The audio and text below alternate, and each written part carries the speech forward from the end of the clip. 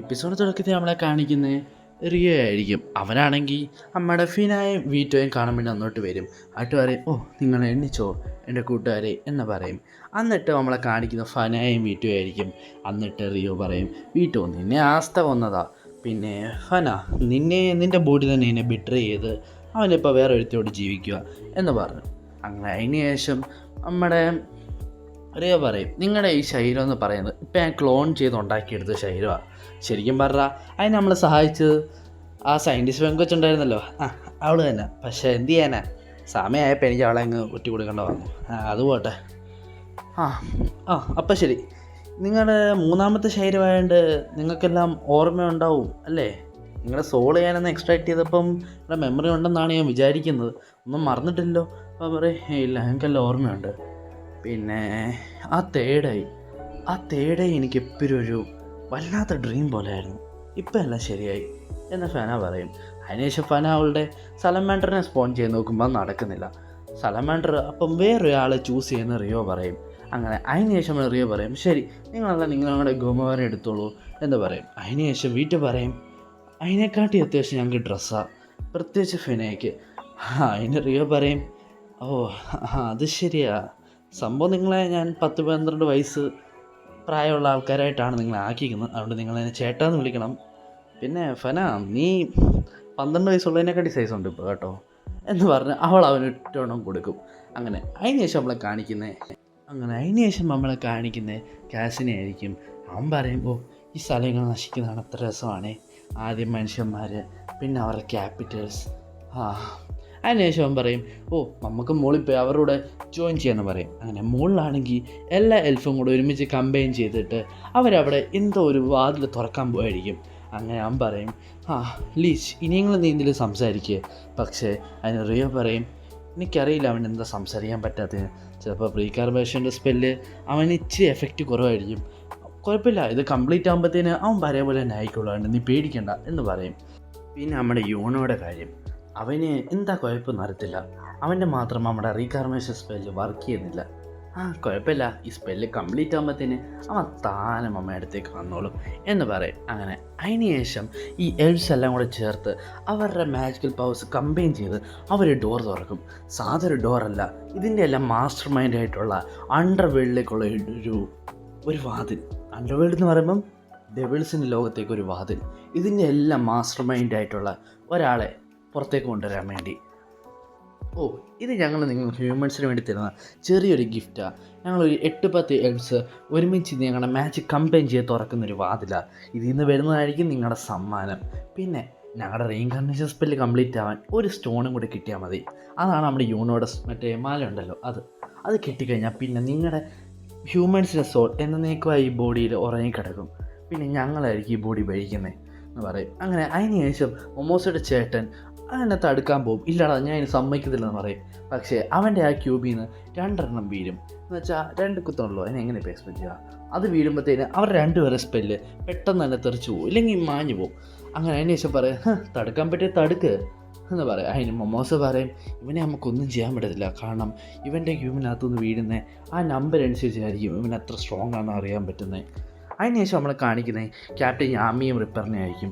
യാമിയും റിപ്പറും പറയും, ഇത് കണ്ടിട്ട് അത്ര പന്തിയുടെ ആയിട്ട് തോന്നില്ലല്ലോ മച്ചാ. അപ്പോൾ റിപ്പർ പറയും, ഞാൻ സ്ലാഷ് ചെയ്യാലോടാ. അപ്പോൾ പറയും, വിഡിത്തരം പറയാടാ എന്ന് പറയും. അപ്പോഴായിരിക്കും നമ്മുടെ കാഫ് അങ്ങോട്ടേക്ക് വരുന്നത്. കാഫും ബാക്കിയുള്ള എൽസും കൊണ്ട് വന്ന് പറയും, നിങ്ങൾക്ക് ഒരിക്കലും ഞങ്ങളെ തടയാൻ പറ്റത്തില്ലെന്ന്. അപ്പോൾ നമ്മുടെ യാമി പറയും, ശരിക്കും നിങ്ങൾ വന്നേ വാ എന്ന് പറഞ്ഞിട്ട് അവനെ വീണ്ടും വെല്ലുവിളിക്കും. എന്നിട്ട് എൽഫുകളെല്ലാം ഇവരുടെ നേരെ വരും. ക്യാപ്റ്റൻ യാമിയും റിപ്പറിനെ മാത്രമല്ല ഫോക്കസ് കേട്ടോ, അപ്പുറത്തെ നോയിലും നോസലും പിന്നെ സോറോയും കൂടെ കിടപ്പുണ്ട്.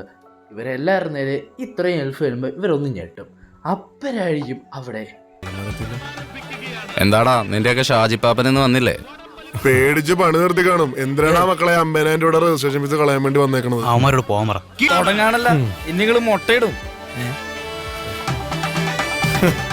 പൂരം കൊടിയേറി മക്കളെ അങ്ങോട്ട് നോക്കണ.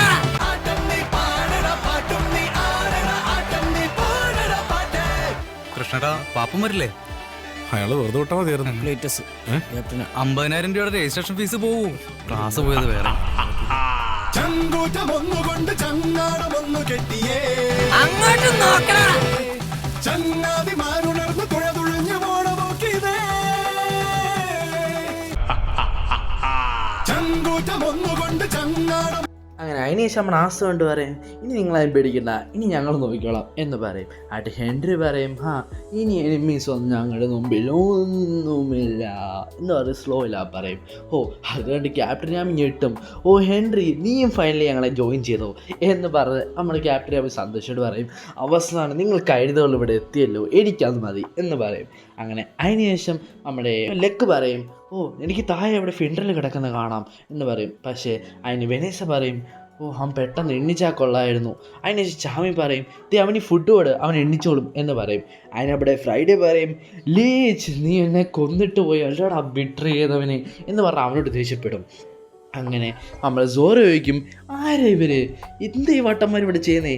അതിന് നമ്മുടെ നോയൽ പറയും ഇതാണ് നമ്മുടെ ബാക്കിയുള്ള ഫാമിലി മെമ്പേഴ്സ്, ഐ മീൻ നമ്മുടെ ബ്ലാക്ക് ബുള്ളിലെ ബാക്കിയുള്ള മെമ്പേഴ്സ് എന്ന് പറയും. എന്നിട്ട് നമ്മുടെ നോയൽ പറയും നിങ്ങളൊന്നും ഇവിടെ ഇല്ലാത്തതുകൊണ്ട് ഞാൻ ഇവിടുത്തെ കാര്യം ഒറ്റയ്ക്ക് ഏറ്റെടുത്തുകൊണ്ടിരുന്നേ. അതിന് നോയൽ ഉള്ളി പറയും ഇവരെ കണ്ടപ്പോഴേക്കും സമാധാനമായി എന്ന് പറയും. അവൾ ഉള്ളി കരയാൻ തുടങ്ങും. അതിനുശേഷം നമ്മുടെ ആസ്തയും ഒക്കെ പറയും നോയൽ നിൻ്റെ ഔട്ട്ഫിറ്റ് കാണാൻ അടിപൊളിയാണല്ലോ എന്ന് പറയും. അങ്ങനെ അതിനുശേഷം എൽഫ് പറയും നിങ്ങളെ നമ്പർ കൂടിയെന്ന് പറഞ്ഞിട്ട് നിങ്ങളെ ഞങ്ങളൊന്നും ചെയ്യത്തില്ല എന്ന് പറഞ്ഞിട്ട് അവർ അന്നോട്ടേക്ക് അറ്റാക്കിന് ചെല്ലും.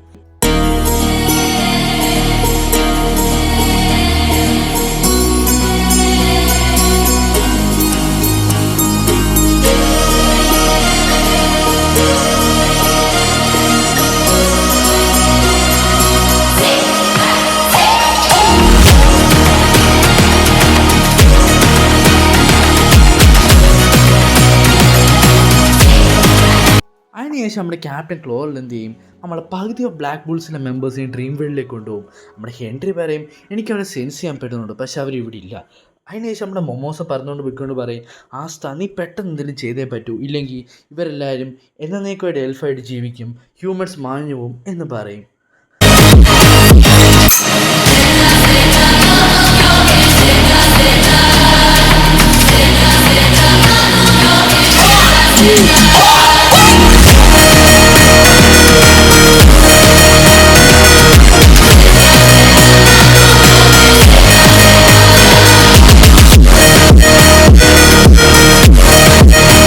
എല്ലാവരുടെയും മാജിക്കൽ പവേഴ്സ് ഏകദേശമൊക്കെ തീരാറായി.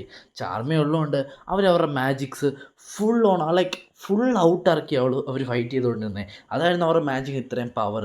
കാരണം തിരിച്ച് മാജിക് ചാർമി റീചാർജ് ചെയ്ത് തരും. പക്ഷേ ഇപ്പോൾ ചാർമി ഡ്രീം വേൾഡിലായതുകൊണ്ട് അവരുടെ മാജിക് എല്ലാം തീർന്നു. പെട്ടെന്ന് തന്നെ നമ്മളെ നോയിലും താഴ്ത്തു വീഴും. അത് സോറോ പറയും നിന്നെ മാജിക് ഭയങ്കര പവർഫുള്ളായിരുന്നു നോയൽ, പക്ഷേ അതിനനുസരിച്ച് നിൻ്റെ മാജിക് കീപ്പപ്പ് ചെയ്യുമെന്ന് എനിക്ക് തോന്നുന്നില്ല, എൻ്റെ മാജിക് തീർന്നെന്ന് പറയും.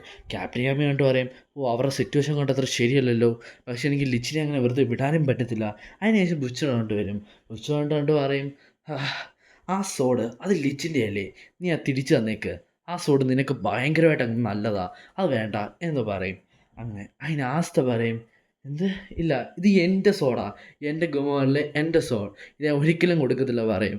അതിനുശേഷം പറയും ആസ്ത നേരെ അറ്റാക്ക് ചെയ്യും. പക്ഷേ അത് ആസ്ത ഈസി ആയിട്ട് ഡിഫെക്റ്റ് ചെയ്യും. പിന്നെ നമ്മുടെ ഗ്രേ ആണെങ്കിൽ അതിനെ കല്ലാക്കി മാറ്റും ഒരു ഗ്ലാസ്സിനെ.